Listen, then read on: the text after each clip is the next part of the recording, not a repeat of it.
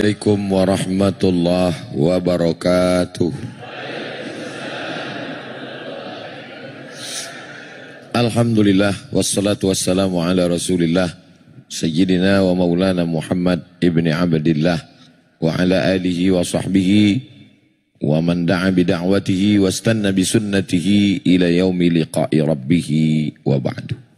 Yang sama-sama kita hormati Ketua Masjid Ar-Rahmah beserta seluruh pengurus, bapak-bapak, ibu-ibu, hadirin hadirat, para asatis, para tuan-tuan guru, adik-adik remaja, insya Allah semua yang hadir ini dimuliakan Allah subhanahu wa ta'ala.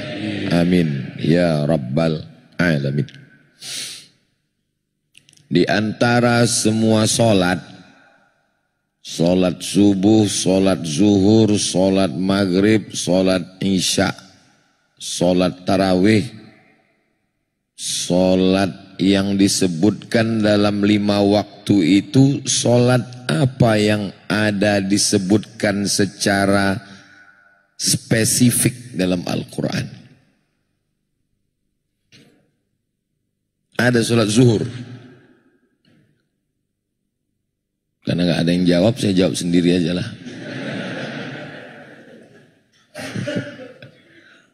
Salat zuhur tak ada. Salat asar, salat maghrib, salat isya. A'udzubillahi minasyaitonir rajim. Aqimis salata liduluki syamsi ila ghasaqil laili wa qur'anal fajr. Inna qur'anal fajri kana mashhuda. Macam-macam terpaksa. Jadi dalam ayat itu disebutkan, dirikanlah salat ketika matahari tergelincir sampai masuk malam, wa qur'anal fajri. Quran fajri diterjemahkan orang Quran di waktu fajar, padahal yang dimaksud dengan Quran al-fajri itu adalah solat subuh. Kenapa solat subuh itu disebut dalam Al-Quran secara spesifik? Karena ayat Al-Quran dibaca yang paling panjang di antara 5 solat adalah solat subuh. Tahajud juga ada disebut Pak Ustadz. Wa minal laili, dari sebagian malam, fatahajjad, bertahajudlah kamu. Nafilatallak, sebagai amal tambahan. Asa ayyab'asaka rabbuka maqamam mahmuda. Mudah-mudahan dengan tahajud itu engkau akan ditempatkan Allah maqamam mahmuda. Maqamam mahmuda artinya tempat yang terpuji. Bukan tempatnya mama-mama muda. Bukan. Kenapa tahajud disebutkan? Karena di antara solat-solat sunat yang paling panjang bacaan ayat Qur'annya adalah solat tahajud. Berapa ayat? Hatta tatafattara qadamahu, sampai bengkak kaki Nabi Muhammad sallallahu alaihi wasallam, saking lama tegaknya. Kenapa tegaknya lama? Karena ayatnya paling panjang. Apa yang saya maksudkan? Bahwa solat menjadi disebutkan di dalam Quran karena ayatnya panjang. Solat sunat tahajud, solat wajibnya subuh. Muharram, Safar, Rabiul Awal, Rabiul Akhir, Jumadil Awal, Jumadil Akhir, Rajab, Sya'ban, Ramadan, Syawal, Zulqa'dah, Zulhijjah, Januari, Februari, Maret, Agustus, Desember. Bulan apa yang ada disebutkan dalam Al-Quran? Syahrul Ramadan alladzi unzila fihil Qur'an. Satu-satunya nama bulan yang disebutkan dalam Al-Quran, bulan Ramadan. Mengapa bulan Ramadan? Karena bulan Ramadan, bulan turunnya Al-Quran. Salat subuh, karena ayat paling panjang. Salat tahajud, karena ayat paling panjang. Bulan Ramadan karena bulan itu dia turun. Air putih. Kenapa tiba-tiba Ustaz ingat air putih? Baru datang. Setelah diperiksa melalui mikroskop paling canggih di dunia, ternyata air putih ini ya putih, air mineral. Setelah dibacakan ayat-ayat Al-Quran, maka muncullah molekul-molekul cahaya bergambar bunga persegi 8. Bisa dilihat Pak Ustaz? Kalau tak percaya lihat aja. Gak kelihatan Pak Ustaz? Lihat di handphone. Buka www.google.com. Tulis di situ The Miracle of Water. Tulisannya Pak Ustaz, Miracle of Water. Maka di sana akan nampak molekul cahaya yang muncul ketika dibacakan ayat-ayat Al-Quran. Yang menguji, yang ngetes malah bukan orang Islam, orang Jepang. Dia mau melihat apa respon air terhadap bacaan ayat Al-Quran. Salat subuh disebut karena ayatnya paling panjang. Salat tahajud disebut karena ayatnya paling panjang. Bulan Ramadan disebut karena bulan Ramadan dia turun. Air berubah, molekul cahaya muncul, kristal cantik indah karena ayat-ayat Al-Quran. Air merespon.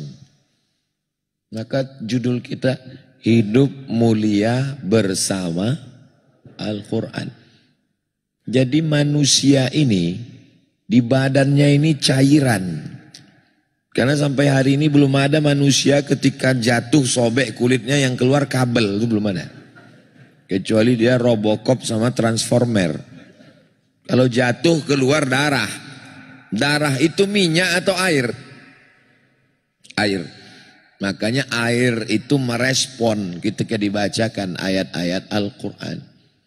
3 liter air dalam tubuhnya ini, kalau tumpah dia kekurangan darah, mati, lalu kemudian habis, hilang.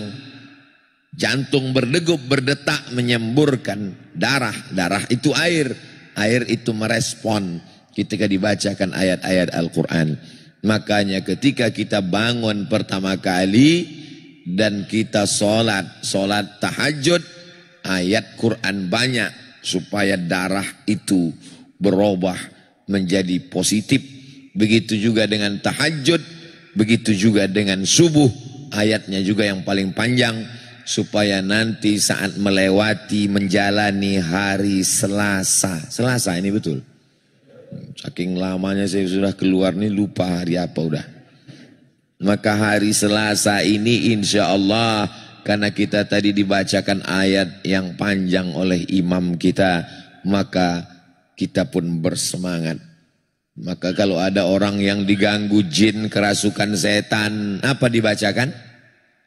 Ayat Quran. Belum pernah ada orang kerasukan setan dinyanyikan lagu dangdut. Allahu la ilaha illa huwal hayyul qayyum la ta'khudhuhu sinatun wa la nawm lahu ma fis samawati wa ma fil ardh man alladhi yashfa'u 'indahu illa bi'idhnihi ya'lamu ma bayna aydihim wa ma khalfahum wa la yuhituna bi shay'in min 'ilmihi illa bima syaa' وسع كرسيه السماوات والأرض ولا يؤوده حفظهما وهو العلي العظيم. Kenapa Ustaz bacakan terus?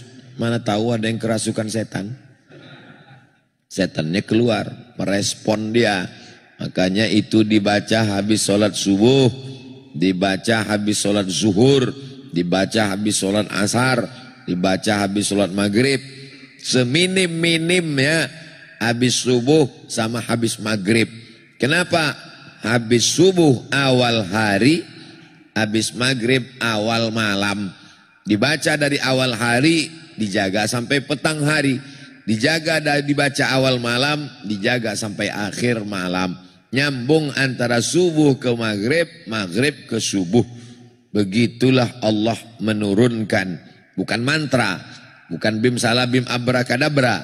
Tapi yang diturunkan adalah wa nunazzilu minal Qur'an. Kami turunkan Al-Quran.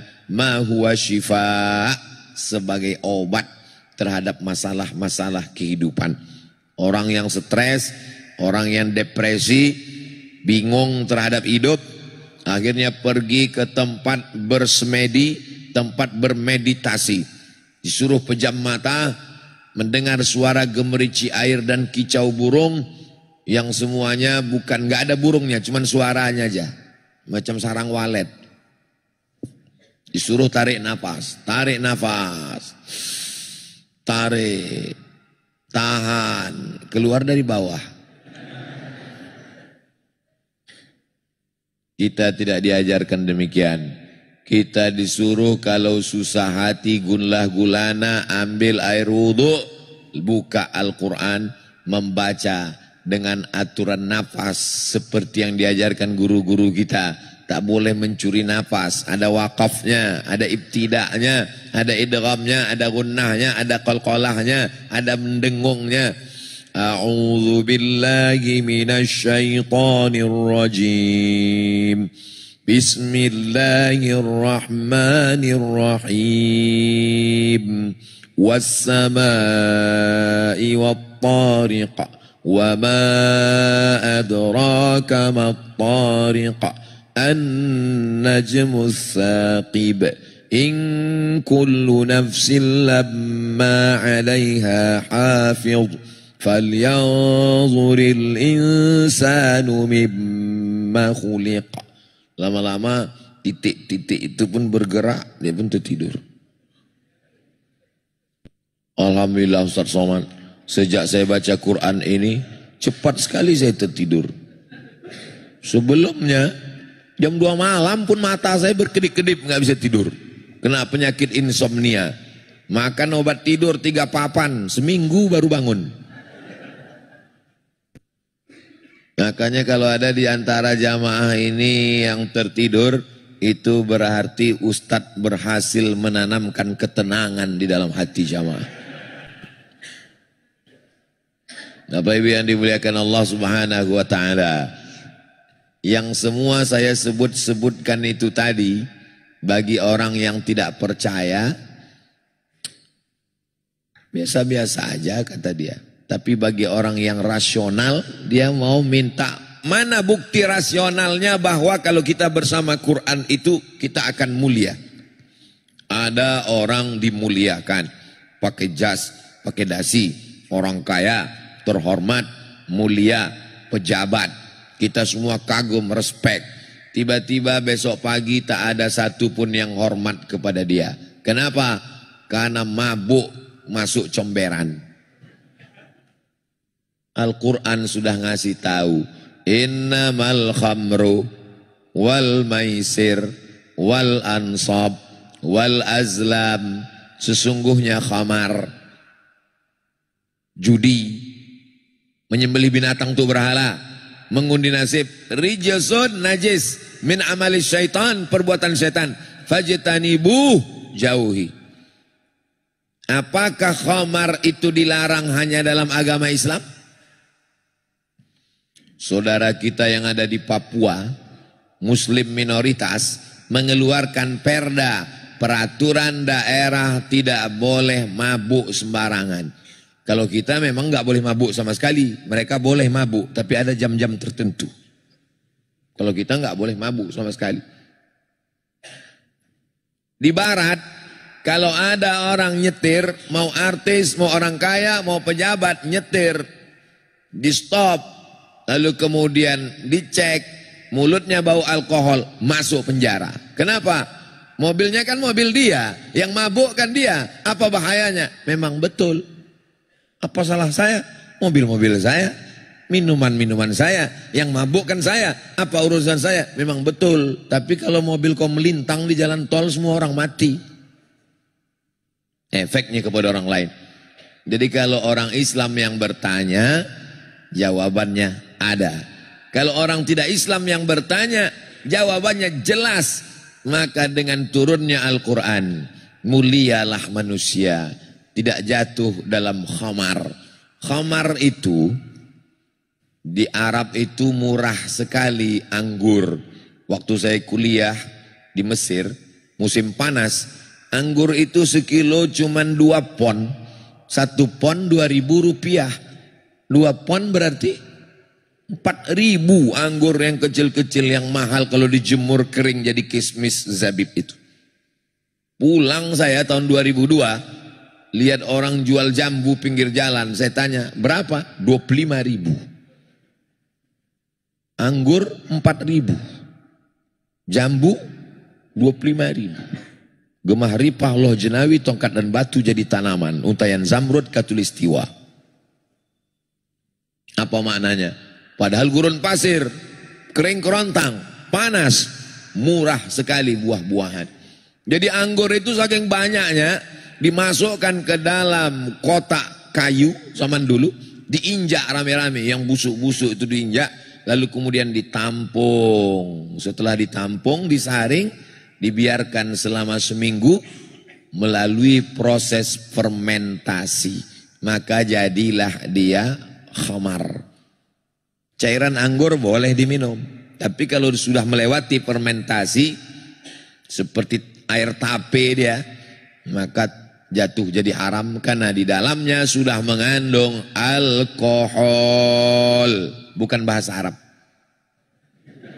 Alkohol, almari, alpokat itu bukan bahasa Arab. Apalagi aluminium. Dia zat yang muncul dengan sendirinya karena proses fermentasi. Itulah menyebabkan dia haram. Jadi di dalam Al-Quran itu yang ada disebutkan khamar. Khamar itu cairan anggur. Bagaimana dengan ganja? Bagaimana dengan sabu? Bagaimana dengan opium? Tidak ada disebutkan dalam Quran. Lalu pengambilan dalil hukumnya jadi haram bagaimana? Quran. Dalam Quran tak ada. Hadis. Dalam hadis tak ada. Ijma'. Dalam ijma' tak ada. Yang 4 namanya qiyas, bukan kisos. Qiyas menetapkan sesuatu yang belum ada hukumnya kepada sesuatu yang sudah ada hukumnya dengan melihat persamaan antara keduanya. Yang sudah ada hukumnya cairan anggur, yang belum ada hukumnya ganja. Melihat persamaan antara keduanya sama-sama menghilangkan akal. Orang kalau sudah minum khamar, pulang dia ke rumah, tak bisa dibedakannya mana bininya, mana bini tetangganya. Orang kalau sudah pakai ganja, maka fly hanyut terbang ke awan. Alah, Ustadz kayak pernah aja, kata yang nyoba. Kata orang yang sudah mencoba. Ingin juga mabuk, mau beli ganja tak ada uang, mau beli sabu nggak ada uang, mau beli narkoba nggak ada uang, akhirnya dibelilah kopi dicampur dengan spiritus, diminum, alhamdulillah mati, bukan mabuk. Karena kadar yang bisa memabukkan paling tinggi 20%. Saya pergi ke mall. Saya cari yang tempat barisan jual minuman keras, saya cek satu-satu. Oh 5%, oh 2%, paling tinggi 20%. Mereknya nggak boleh sebut, nanti dia iklan gratis.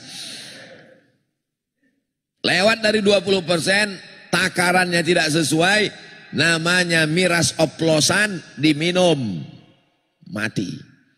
Dunia tak dapat, akhirat melayang. La yazni zani hina yazni wa huwa mu'min. Orang berzina tidak akan berzina kalau ada iman dalam dirinya. Wa la yashribu syaribu hina yashrabu wa huwa mu'min. Orang yang minum khamar tak akan minum khamar kalau ada iman dalam dirinya. Wa la yasriqu sariqu hina yasriqu wa huwa mu'min. Orang yang mencuri tak akan mencuri kalau ada iman dalam dirinya. Maka orang yang mabuk, orang berzina, orang mencuri berarti imannya lepas. Hadis ini diriwayatkan oleh Abdullah bin Abbas. Datanglah muridnya namanya Ikrimah. Siapa nama periwayat hadis tadi? Memang kalau belum sarapan susah ngingat memang. Datanglah muridnya namanya Ikrimah. Wahai guruku Abdullah bin Abbas. Iya.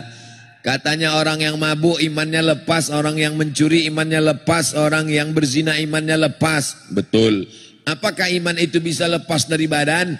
Abdullah bin Abbas menjawab dengan bahasa tubuh. Syabbaka baina asabi'ihi, dijalinnya jari jemarinya. Summa naza'ahu, dilepaskannya. Hakadha yunza'ul iman. Beginilah iman itu lepas dari badan. Ketika orang sedang mabuk, beginilah iman itu lepas dari badan. Hina taba, ketika dia bertobat, iman masuk lagi ke dalam. Saat dia mabuk, lepas iman keluar dari badan. Jadi kalau ada orang mabuk, sakau, narkoba, ganja, mati, imannya dalam keadaan lepas. Masuk neraka jahanam, khalidina fiha abada. Kehormatan dunia hilang, kehormatan akhirat melayang. Allah Subhanahu wa taala memberikan kemuliaan pada kita. Jangan hilangkan kemuliaan dengan perbuatan yang diharamkan Allah dalam Al-Qur'an.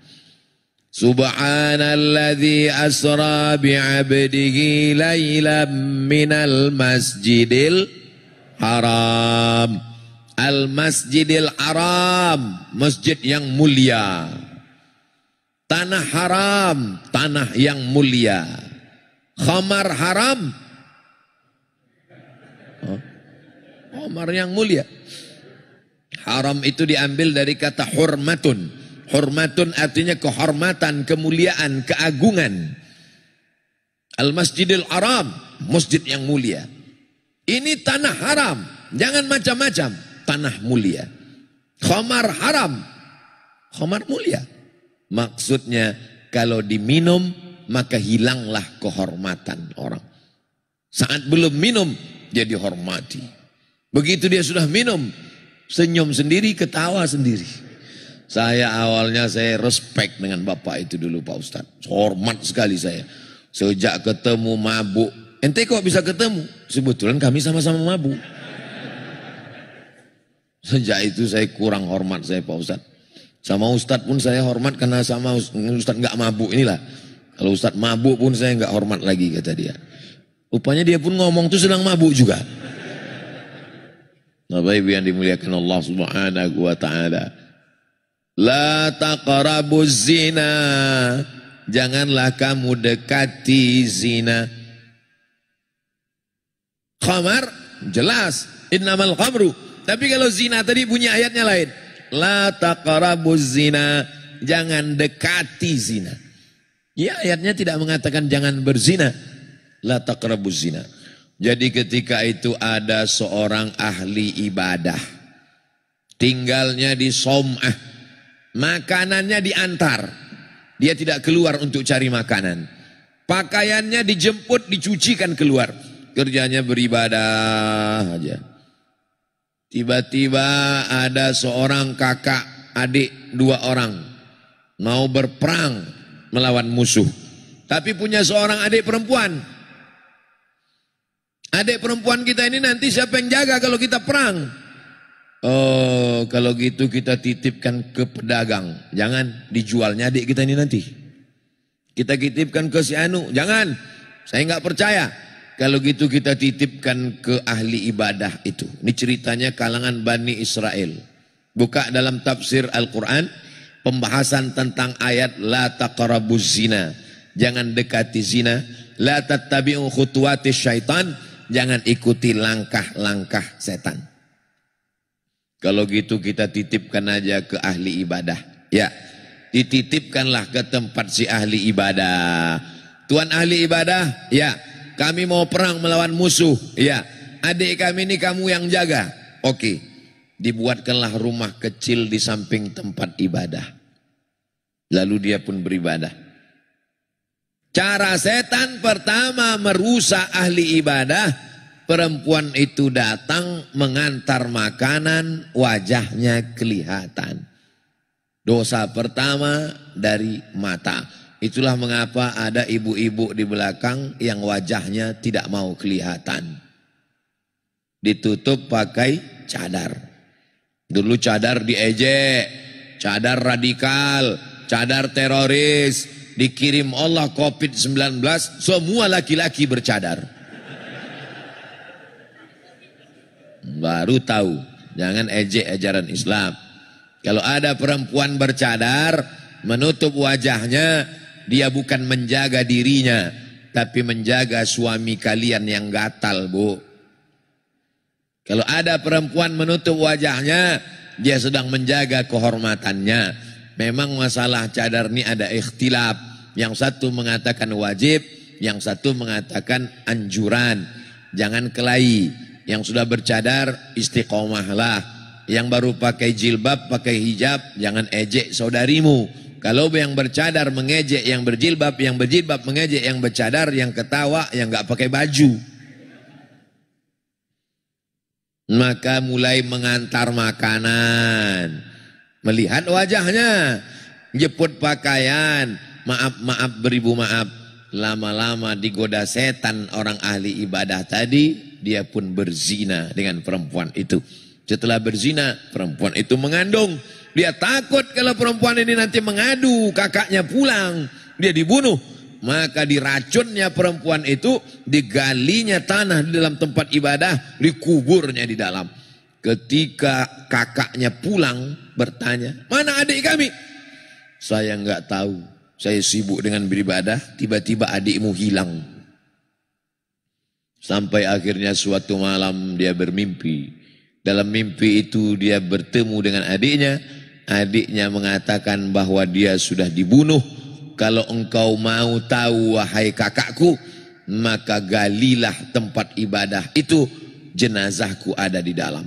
Dia percaya dengan mimpi yang baik itu, karena itu ilham dari Allah Subhanahu wa taala.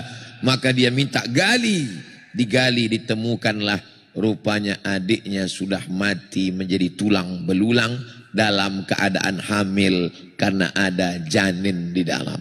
Maka dihukum mati. Semuanya berawal dari pandangan pertama, ngomong, kedekatan, langkah-langkah setan. Begitulah Allah menjelaskan, la taqrabuz zina, jangan dekati zina. Jadi kalau ada ustadz yang melarang, kalian jangan tukar-tukaran nomor, kalian jangan satu grup WhatsApp. Orang SMS aja kok, WA aja kok, apa hubungannya? Kalian jangan jalan berduaan. Ustadz suuzon. Ustadz pula dia bilang suuzon. Itu bukan ustadz yang melarang. Allah melarang. Nazratun berawal dari pandangan. Setelah nazratun, fabtisamun, mulai senyuman. Setelah senyuman, fasalamun, mulai say hello. Hai. Setelah salam, fakalamun, mulai ngomong. Setelah ngomong, mau'idun, janji. Setelah janji, faliqaun, pertemuan. Ada 6 langkah setan. Berawal dari mata, senyuman, salam, ucapan, pertemuan, janjian. Setelah itu terjadilah apa yang terjadi. Maka tutuplah dari awal. Ketika melihat, tundukkan pandangan. Maka di masjid ini tidak ada laki-laki yang bisa melihat perempuan. Kenapa? Karena semua laki-laki melihat saya, kecuali saya. Dan di masjid ini tidak ada perempuan yang bisa melihat wajah laki-laki. Kenapa? Karena semua ibu-ibu hanya bisa melihat tengkuk bapak-bapak. Bapak-bapaknya melihat saya, ibu-ibunya melihat tengkuk bapak-bapak, sedangkan saya memang bisa melihat ke sana, tapi saya ini kan udah tua, jadi nggak jelas sekali. Saya ini umur sudah 45 tahun, jadi tak jelas sekali mana anak gadis, mana nenek-nenek, rata aja nih kelihatannya. Makanya di antara sop laki-laki dan perempuan itu dibuat namanya satir. Satir kain penutup. Di Masjid Ar-Rahmah ini ada kain penutupnya? Enggak pakai kain penutup? Ada di beberapa masjid itu kain penutupnya setinggi lutut. Macam net takraw. Kain penutup tuh mesti sampai ke atas setinggi kepala supaya yang sop belakang tidak bisa melihat sop pertama perempuan. Karena yang di belakang ini anak-anak muda banyak, itu kalau ada anak gadis di belakang lain bunyi aminnya. Amin. Sebaik-baik sop laki-laki di mana? Depan. Sebaik-baik sop perempuan di mana? Belakang. Kenapa? Karena sebaik-baik sop laki-laki di depan, karena dialah yang paling jauh dari perempuan. Kenapa sop perempuan disebut paling bagus belakang? Karena dialah sop yang paling jauh dari laki-laki. Begitu Allah menjaga harkat, martabat, kehormatan manusia. Ini adik-adik kita ini resmi mengumpulkan sesuai dengan ayat Quran. Mathalul ladzina yunfiquna amwalahum fi sabilillah, orang yang bersedekah harta di jalan Allah, kamathal. Jangan dekat-dekat, Dek. Bapak ini dompetnya terjepit di pelan-pelan, langkahnya pelan, kayak slow motion. Ambatat sab'a sanabil, satu biji tumbuh 7 cabang. Wa fi kulli sumbulatin mi'atu habbah, satu cabang tumbuh 100. Satu jadi 7, 100 jadi 700. Wallahu yudha'ifu liman yasha. Allah melipat gandakan sesuai kehendaknya. Itu ayat Qur'annya. Adapun hadisnya, setiap subuh Allah kirim 2 malaikat. Termasuk subuh ini ada 2 malaikat yang dikirim Allah. Malaikat yang pertama berdoa, Allahumma ati munfiqan khalafa. Siapa yang bersedekah tadi berilah dia ganti ya Allah. Tapi Allah itu adil. Dikirimnya 1 malaikat lagi berdoa, Allahumma ati mumsikan talafa. Yang tak bersedekah, pura-pura khusyuk dengar ceramah, binasakanlah dia ya Allah. Saya takut kena binasakan, daripada saya duluan kena, bagus saya bersedekah. Ustaz tuh pandai ceramah aja itu, ngomong nyuruh orang sedekah, dia sendiri tak ada bersedekah. Udah ada kalian foto lah.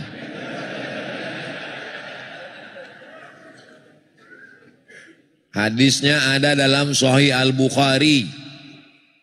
Katanya, kata Nabi Muhammad SAW, setiap subuh Allah kirim 2 malaikat turun. Malaikat yang pertama berdoa, Allahumma ati munfiqan khalafa. Bapak ibu yang bersedekah tadi berilah dia ganti ya Allah. Malaikat satu lagi berdoa, Allahumma ati mumsikan talafa. Yang tak mau bersedekah maka binasakanlah dia ya Allah. Lepas saya sudah. Adapun bapak ibu terserah kalian lah, saya tak pikirkan lagi. Mau binasa kalian bukan urusan saya. Nah, cepat kalian jalan, orang ini takut binasa nih. Bapak Ibu yang dimuliakan Allah Subhanahu wa taala, kita doakan anak-anak muda ini nanti menjadi pejuang di masa akan datang. Bapak Ibu masih yakin Masjid saya ingat cuma pura-pura lupa biar jamaah ini. Bapak Ibu yakin Masjid Ar-Rahmah ini masih ada 50 tahun lagi? Yakin? Saya kalau melihat bangunannya ini nggak yakin saya. Masjid ini mesti direnovasi. Saya tadi pas naik mobil, nampak saya tidak tertidur. Saya tak tidur. Kalau tidur batal lah wudhu saya. Nampak saya masjid tinggi 2 lantai, lampunya terang benderang, ada tangganya, tinggi gitu, gerbang tinggi, ada tangganya seperti eskalator, lampu terang. Begitu saya buka mata, kok gini bentuk masjidnya? Gak tahu, mungkin entah penampakan, entah saya kena halusinasi. Berarti insya Allah ke depan berapa puluh tahun lagi begitulah bentuk masjid ini insya Allah. Tinggi, ada tangga eskalatornya, lampunya terang benderang. Nabi SAW ketika pacul dipukulkan ke batu. Nampaknya kata Nabi nanti kalian akan membebaskan Konstantinopel. Apakah Konstantinopel itu dibebaskan? Ya, yang membebaskannya Muhammad Al-Fatih. Jadilah dia kota namanya Istanbul. Semua mesti berawal dari mimpi-mimpi. Kita tidak boleh merasa cukup dengan begini saja. Masjid ini mesti besar ke depan insya Allah. Amin. Dari apa? Quran menyebutkan solusinya. Wa anfiqu, berinfaklah. Min thayyibati ma kasabtum, hasil usahamu yang baik-baik. Yang tak baik Allah tak terima. Tapi nanti kalau ada orang yang berinfak ke masjid Ar-Rahmah ini, Pak Ketua Masjid nggak perlu ditanya. Assalamualaikum Pak, saya mau berinfak. Ini kalau boleh tahu uangnya dari mana ya? Nggak usah tanya, terima aja. Kalau duitnya duit korupsi Pak Ustadz, nggak usah kita tanya-tanya. Duit korupsi sama duit halal kan warnanya sama-sama merah. Bukan kalau duit korupsi hitam, enggak. Terima aja duitnya semua. Semua itu diterima, dibangunkan ke masjid segala macam. Yang penting kita menerimanya lillahi ta'ala. Kita tidak ada unsur apapun, tidak ada kepentingan dunia. Karena masjid ini letaknya strategis di tepi jalan raya kota besar, Masya Allah. Inilah masjid yang hidup 24 jam. 24 jam gak ada matinya. Masjid yang di pinggir jalan raya, yang tidak ada di dalam gang, beda dengan depan-depan ruko, orang pun malas mampir. Masjid seperti ini orang mampir terus, bukan untuk sholat, ke toilet. Makanya toiletnya itu jangan ditutup. Kalau toiletnya ada 10, yang satu buka. Buat banner baleho besar dibuat. Tolong jangan cuman kencing. Jangan sampai kalian nanti wahai saudaraku lewat di masjid mati menghadap Allah, ditunjukkan buku catatan amalnya, mampir ke masjid, mampir ke masjid, mampir ke masjid, keterangan kencing, kencing, kencing, kencing. Buat di situ kotak sedekah dari besi, ditempelkan ke dinding, dilas. Karena kalau tidak ditarik orang. Pernah kami buat Pak Ustadz, dicopot orang tuh sama tiang-tiangnya sekalian. Nah, buat tiang yang lebih besar sekali. Maka inilah harta yang tidak habis dengan kematian. Yang lain habis. Itu mobil-mobil mewah yang cantik, yang hebat itu. Kalau Bapak meninggal dunia, apakah mobil itu Bapak bawa mati? Ibu yang menjawab tidak gitu. Bapak yang kutanya, ibu yang menjawab. Kenapa? Karena mereka udah tahu. Ini kalau kau mati bang, ini punya aku nih kata dia. Hati-hatilah kalian Pak. Satu-satunya mobil yang bisa dibawa mati adalah mobil wakaf. Maka wakafkanlah mobil itu untuk Masjid Ar-Rahmah. Pak Ketua Masjid, ini Ustadz Somad ini ceramahnya. Kalau mobil itu diwakafkan ke kami, nanti Ustadz pulang banyak sekali nanti mobil nggak muat parkirnya, dijual Pak Ketua. Mobil-mobil nanti dari mereka ini, saya yakin setelah selesai pengajian ini banyak yang nyerahkan mobil nanti. Mobil itu dijual.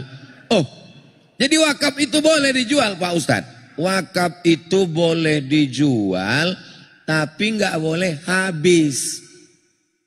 Kalau habis namanya infak. Kalau nggak habis namanya wakaf. Semen, batu bata, kerikil, itu namanya infak. Wakaf. Kalau habis, contohnya lilin. Assalamualaikum Pak Ketua Masjid, saya mau ngasih lilin. Itu infak apa wakaf? Infak, karena lilin kalau dibakar kan habis. Nggak bisa dia mesti kekal abadi. Mobil nggak habis. Mobil buktinya dijual habis. Angka nominal uangnya mobil itu dihargai 200 juta, jual. Uang 200 itu dibelikan ke semen, batu bata, batu kerikil, keramik, dibangunkan ke masjid. Maka ada istilah wakaf nuqud, namanya wakaf uang. Jamaah dimanapun berada, dari Sabang sampai Papua, belilah sertifikat wakaf uang untuk pembangunan Masjid Ar-Rahmah. Satu sertifikat harganya 100.000. Maka sertifikat 100.000 berarti Bapak dengan mengirimkan 100.000 ke nomor rekening. Siapa ada dibuat? Cumana kita mau mengiklankan Masjid Ar-Rahmah? Ada nomornya. Oh, jadi ke depan pengurus-pengurus masjid kalau ceramah Ustadz Somad, nama ini nggak usah besar-besar, kecil aja. Yang besar itu nomor rekening. Oh, rekening besar gitu. Nah, ini bukan hanya untuk Masjid Ar-Rahmah, untuk masjid-masjid dimanapun nanti akan datang. Saya kasih tahu kepada pengurus masjid untuk jadwal ceramah Ustadz Somad tahun 2023, gambar kecil aja. Yang besar buat nomor rekening sama sampingnya keris. Jadi jamaah tinggal yang malas-malas nulis dia langsung langsung tulis, langsung Masjid Ar-Rahmah Bank Syariah Indonesia. Orang kita ini paling malas nulis. Jadi dia maunya langsung aja, langsung Masjid Ar-Rahmah BSI, nomor transfer, nomor pilihan, buat paling atas 1 miliar. Habis itu 100 juta, habis itu 10 juta, habis itu 1 juta. Karena dia mau cepat-cepat dipilihnya, langsung terkirim. Begitu terkirim dia pun menangis. Katanya. Ditanya sama istrinya, kenapa abang menangis? Haru ingat almarhumah mama ya? Enggak, ku kirimku pula 1 juta tadi. Memanglah kau laki bodoh, kata bininya. Padahal yang salah kirim 1 juta itulah yang akan menjadi bekal dia menghadap Allah Subhanahu wa ta'ala. Kalau duit bapak 1 miliar di bank, terkirim 1 juta untuk Masjid Ar-Rahmah, yang tinggal di bank 999 juta. Mati bapak. Yang bapak bawa mati yang mana? Yang 1 juta itulah. Yang 999 juta dibawa mereka untuk nikah sama brownies, berondong manis. Memang sekarang ketawa-ketawa. Pas balik dari sini, betul juga kata Ustaz. Ibu jawab dengan jujur ya Bu ya. Jangan marah ya Bu ya. Jangan tersinggung sama saya ya. Kalau bapak ini meninggal, ibu mau ikut? Tengok. Tapi jangan gara-gara cerita ini kalian yang muda-muda ini jadi takut bebini. Lalu mempertahankan status jomblo kalian sampai hari kiamat. Ibu ini perempuan yang solihah semuanya. Mereka orang baik-baik semuanya. Begitu mengangkat perasaan mereka yang udah mulai jatuh down tadi. Saudaraku yang dimuliakan Allah Subhanahu wa ta'ala, itu semua diceritakan Allah dalam Al-Quran, bahwa kita semuanya akan mati menghadap Allah. Alladzi khalaqal mauta, Allah menciptakan mati, wal hayata, Allah menciptakan hidup, liyabluwakum ayyukum ahsanu amala, Allah menguji siapa yang paling baik amalnya. Al-Quran itu menjelaskan semua. Akhirnya kita pun mati menghadap Allah. Ada yang mati karena kecelakaan lalu lintas, ada yang mati karena COVID, ada yang mati karena batu, ada yang mati karena tenggelam. Lalu orang pun bertanya, matinya kenapa? Karena diabetes. Matinya kenapa? Jantung koroner. Matinya kenapa? Karena kanker. Matinya kenapa? Padahal matinya semua karena malaikat maut. Kalau nggak dicabut malaikat maut bisa mati. Berapa banyak orang mati nggak mati-mati. Bunuh diri di rel kereta api sudah siap, live lagi. Hai guys, saksikan detik-detik kematianku. Ya pun, lewat kereta api. Begitu lewat, enggak mati. Rupanya salah rel. Minum racun. Diambil racun tikus, telan. Dianggapnya mati. Rupanya datang orang kampung. Dituangkan mereka susu kental manis. Ini, kalau dituang susu kental manis kemari. Susu kental manisnya turun ke bawah. Air yang ada ini turun ke atas, tumpah dia. Makanya kalau ada orang minum racun, maka tuangkanlah susu kental manis agak kira-kira ya selusin lah. Maka keluar semua itu racun-racunnya. Kenapa? Karena susu kental manis itu berat, penuh dia memenuhi usus, akhirnya racunnya keluar. Begitu dia terbangun, disangkanya udah masuk neraka. Tengok, loh, tengoknya istrinya. Kau kok neraka juga, kata dia. Kau nggak jadi mati bang, masih sama aku lagi, kata dia. Saudaraku yang dimuliakan Allah Subhanahu wa Ta'ala, berapa banyak orang yang mau mati tidak mati, berapa banyak orang yang tidak mati, kata dia, sehat gagah perkasa. Begitu sampai di kantor, lihat sekretaris, mati. Suami saya itu Pak Ustadz tadi malam pas mau tidur itu masih sehat Pak Ustadz. Masih cerita tentang rumah kami yang belum selesai itu renovasi Pak Ustadz. Tiba-tiba pas jam 3 saya bangunkan dia mau sholat subuh. Terasa dingin macam es batu. Rupanya udah mati Pak Ustadz. Makanya sebelum tidur itu kita siap-siap mati. Bismika Allahumma ahya wa amut. Tanyakan ke istri, mama, nanti kalau aku mati kau mau kirim Al-Fatihah kan? Yakin kan? Ini banyak suami-suami ini takut cerita mati. Ibu pun gitu juga. Kalau suaminya cerita mati, nanti kalau papa mati gimana? Jangan cerita mati. Padahal kita semua ini akan mati. Jangan pernah takut cerita mati. Saya pesankan ke keluarga saya di rumah. Kalau aku berangkat, ini jihad fisabilillah. Kalau nanti aku mati di daerah Jabodetabek, nanti kuburku di dekat keluarga Ustadz Qurtubi. Biar supaya pengurus Masjid Ar-Rahmah nggak susah mencari pemakaman. Nanti kalau aku mati di daerah Sumatera Utara, maka kuburkanlah aku di dekat makam almarhumah emakku. Kalau aku meninggal di Papua, tak usah kalian bawa jenazahku ke Riau. Karena tiket pesawat jenazah lebih mahal daripada orang hidup. Itu mesti dijelaskan itu. Anak-anakku ini mesti sekolah agama, tamat pesantren. Habis pesantren terserah dia mau kemana. Kalau dia mau ikut jejakku ke Mesir, ke Maroko, ke Sudan silakan. Tapi kalau dia tak mau sekolah agama, jangan kalian paksa. Yang penting basicnya agama.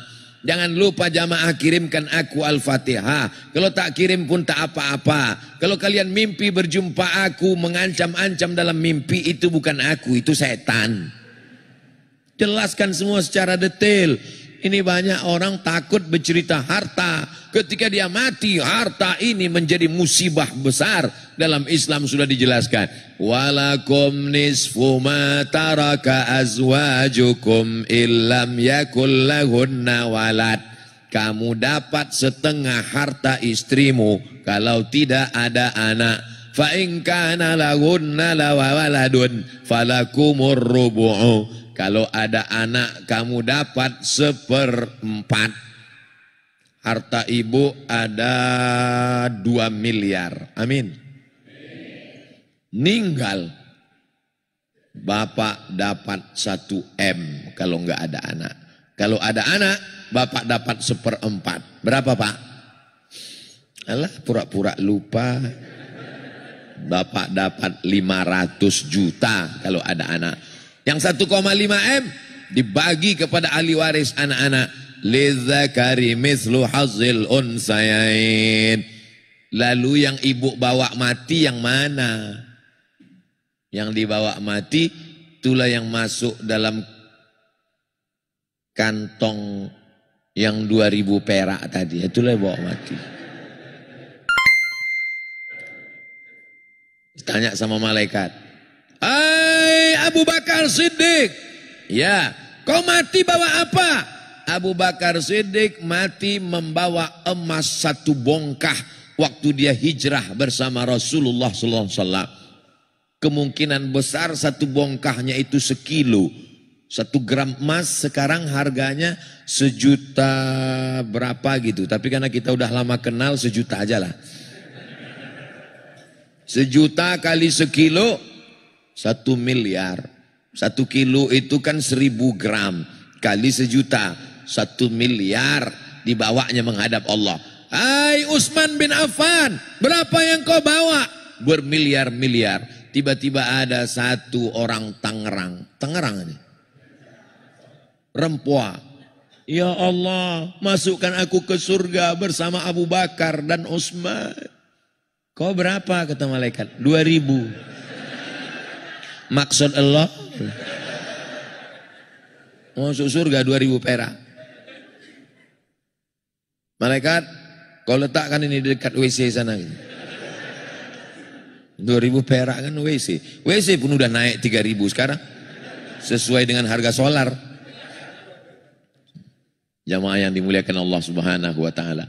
Saya cuman mau mengajak kita berpikir bahwa hidup ini singkat, paling lama 63 tahun. Itu pun kalau ikut Nabi Muhammad sallallahu alaihi wasallam. Teman-teman saya yang lebih muda dari saya, yang lebih sehat dari saya, yang lebih ganteng dari saya, sudah banyak yang meninggalkan saya, meninggal dunia. Saya belum mati, kenapa? Karena doa jamaah Masjid Ar-Rahmah. Mereka berdoa, apalagi Pak Ketua yang katanya menonton YouTube saya dari awal sampai akhir. Ya Allah, sampaikan Ustadz Somad itu ke Masjid Ar-Rahmah. Setelah dia sampai ke masjid kami, matikanlah dia. Habis mati menghadap Allah SWT. Jadi kalau kita bangun masjid ini megah, nanti ada MDA-nya, tempat anak-anak ngaji baca Quran. Imam hafal Quran ini nanti mengajarkan anak-anak menghafal Quran. Anak-anak pulang sekolah sore, maka di sini dia nyetor hafalan dari maghrib ke isya, maka insya Allah mengalirlah pahalanya ke makam Ustadz Abdul Somad. Lihatlah tulusnya hati jamaah ini. Padahal saya bilang mengalirnya ke makam saya. Nggak ada saya bilang ke makam dia. Amin katanya. Padahal ke makam dia belum tentu. Tapi karena hatinya tulus mengaminkan, apa kata malaikat? Amin. Kabulkan doa orang ini. Kau dapat yang sama seperti yang kau aminkan. Masjid Ar-Rahmah mesti tetap tegak berdiri, gagah, kokoh, cantik, indah, modern. Supaya anak-anak kita di masa akan datang tidak meninggalkan Islam. Mau Bapak Ibu Masjid Ar-Rahmah ini jadi mall? Bisa saja terjadi. Kong kali kong mereka karena tidak dididik agama, dirusaknya surat akad. Yang dulu wakaf dirubahnya jadi hibah. Kalau wakaf tidak bisa, tapi kalau dirubahnya jadi hibah, didatanginya orang yang mewakafkan tanah ini, lalu dia pun berbisik, dirubah tanah ini jadi hibah. Kalau hibah bisa berubah, akhirnya mereka kong kali kong, dihibahkan, dijual tanah ini, berdiri mall. Mau apa kita? Tidak ditanamkan akidah. Di mana ditanamkan akidah? Di dalam masjid. Saya bangga di Masjid Ar-Rahmah ini. Walaupun tadi kata Pak Ketua Masjid, katanya yang hadir tua-tua. Buktinya anak muda banyak. Mana anak muda kok? Anak-anak muda hadir. Anak muda kalau dia mau ke masjid, maka itu insya Allah selamatlah dunia akhirat insya Allah. Tadi saya mulai tausiah ini jam 5 kurang 10. Sekarang sudah jam 6 kurang 15. Berarti saya sudah menyampaikan 55 menit. Sisanya kita baca ini. Nanti selesai saya baca ini kita baca doa. Habis baca doa kita sholat sunat isyraq 2 rakaat. Dapat pahala haji dan umroh. Sholat subuh berjamaah. Duduk berzikir mengingat Allah. Sampai terbit matahari. Sholat sunat isyraq 2 rakaat. Begitu semua Bapak Ibu sholat sunat isyraq, saat itulah saya pulang. Karena itu saat yang aman untuk pulang. Terkait infak sodakoh yang paling afdol, apakah mendahului orang-orang penghafal Quran? Apa maksud pertanyaan ini? Terkait infak sodakoh yang paling afdol itu, apakah mendahului untuk orang-orang penghafal Quran atau yang lain Pak Ustadz? Untuk penghafal Quran sekian persen, untuk pembangunan masjid sekian, jadi semua dapat. Jangan sampai hanya satu saja yang lain tak dapat. Ini saya yakin melihat pertanyaannya ini, jamaah rahmah ini punya uang cuman bingung mau dibuang kemana. Nah, jadi saya kasih tahu, untuk masjid sekian, untuk penghafal Quran sekian, itu semua investasi. Karena kalau penghafal Quran itu tak ada, masjidnya bagus, siapa gurunya? Gurunya itu juga. Jadi Al-Azhar Kairo itu di atas tanah wakafnya dibangun rumah sakit Husain. Karena di depannya ada makam kepala Sayyidina Al-Husain, anak Sayyidatuna Fatimah, cucu Nabi Muhammad SAW.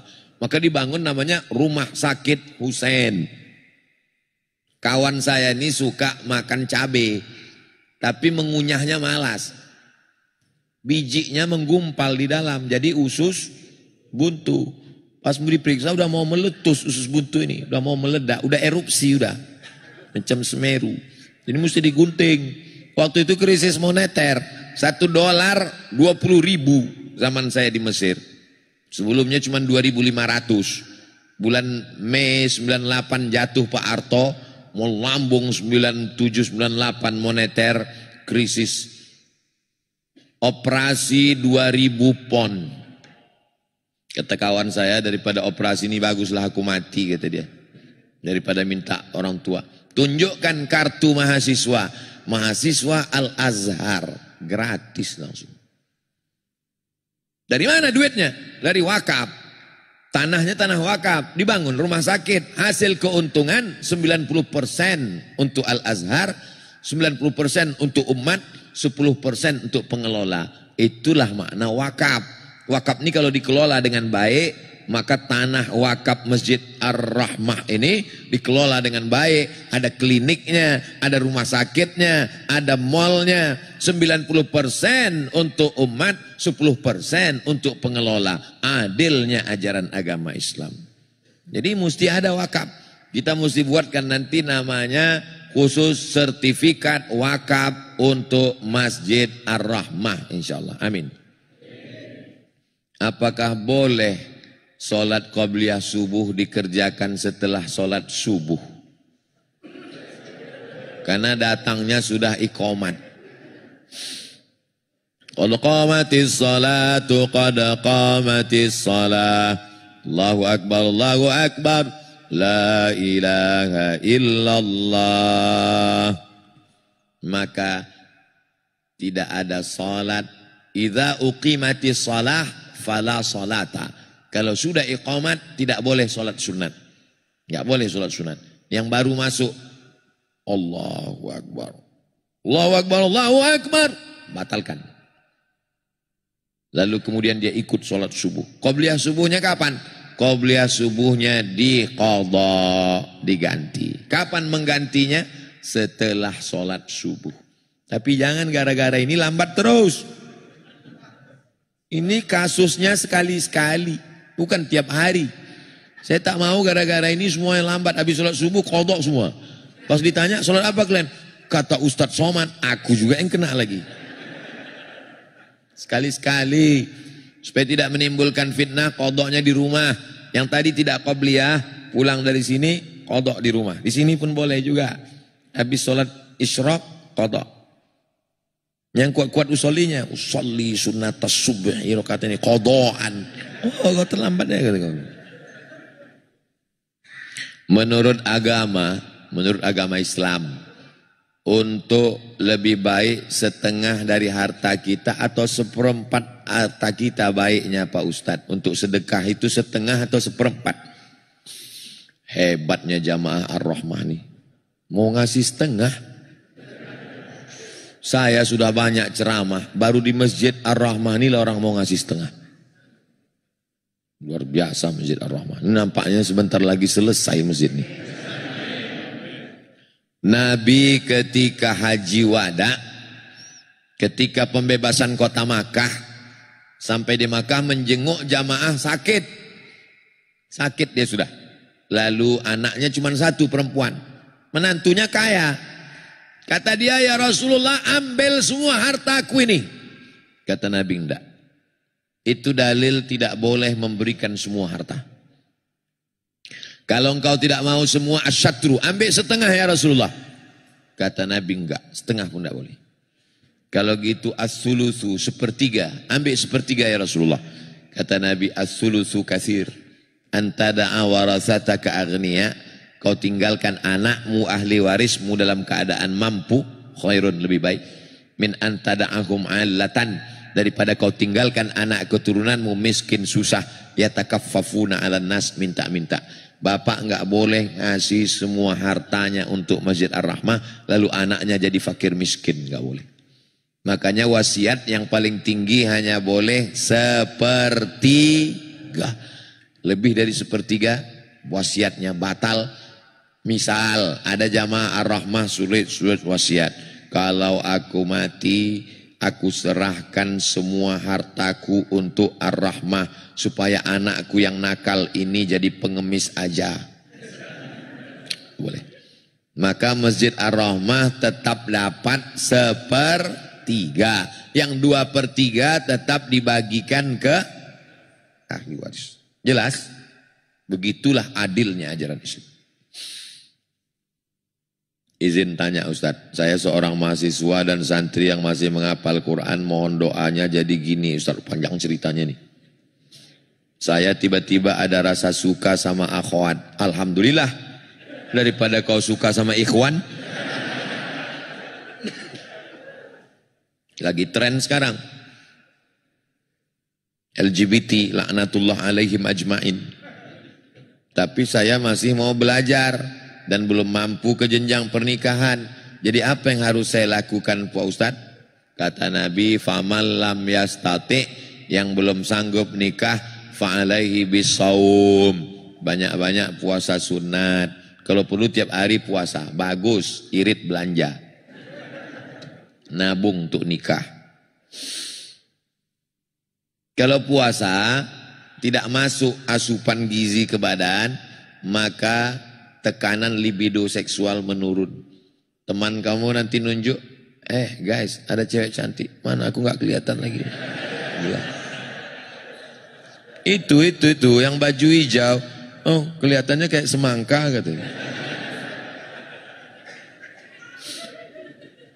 Mengungkapkan perasaan ini atau gimana Pak Ustadz?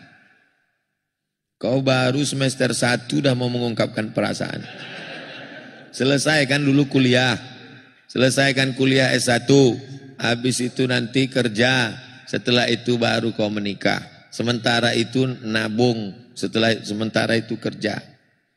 Tapi nanti kalau saya udah ketuaan, apa masih ada orang yang mau sama saya Pak Ustadz? Saya ini udah tua nih kan. Udah tua nih udah 45 tahun, kurus, hitam dan tidak ganteng. Tapi cobalah kalian baca komen-komen di YouTube sama di Instagram sama di TikTok itu. Apa komen mereka? Ustadz, jadikan aku yang kedua ya. Nah, sedang aku aja yang udah tua, udah lisut, udah kering nih masih banyak orang mau. Apalagi kalian yang ganteng-ganteng, yang muda-muda. Jadi yang penting fokus aja kalian belajar. Saya kasih tahu, saya 4 tahun di Mesir nggak pernah pacaran, 2 tahun di Maroko nggak pernah pacaran. Kenapa orang tak mau? Karena perempuan itu mau jalan sama kau kalau kau punya duit. Kalau kau punya duit tak ada perempuan mau. Kalau ada perempuan mau kau tak punya duit, itu perempuan bodoh. Betul tak Bu? Jelas.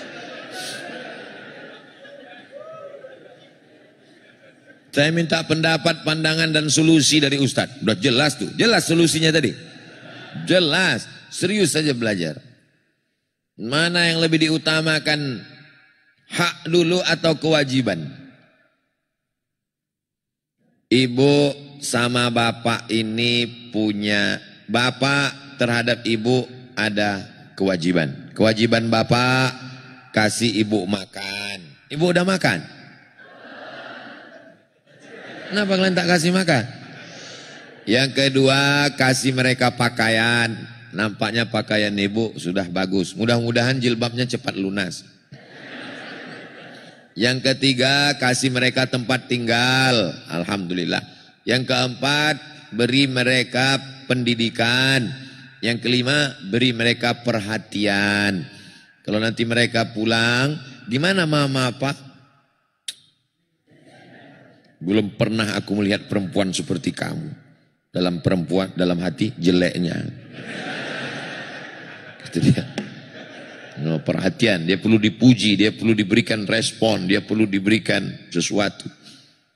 Itu kewajiban bapak. Tapi bapak juga punya hak untuk dilayani. Maka dia sejalan bersama. Jadi bapak tidak hanya menuntut, tapi juga bapak memberikan. Insya Allah mereka akan memberikan yang terbaik kalau bapak juga memberikan yang terbaik. Perempuan itu pak, kalau bapak berikan yang terbaik, apa kata mereka? Jangankan hartaku, nyawaku akan kuberikan untukmu pak. Tapi kalau kau macam-macam, iya kan Bo? Tengoklah jujurnya mereka. Mudah-mudahan kita semua selalu dalam ridha Allah. Dibukakan pintu rezeki untuk berwakaf, berinfak dan bersedekah.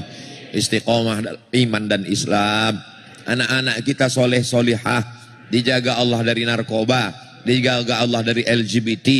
Indonesia ini aman, tentram, diberikan pemimpin yang adil dan amanah.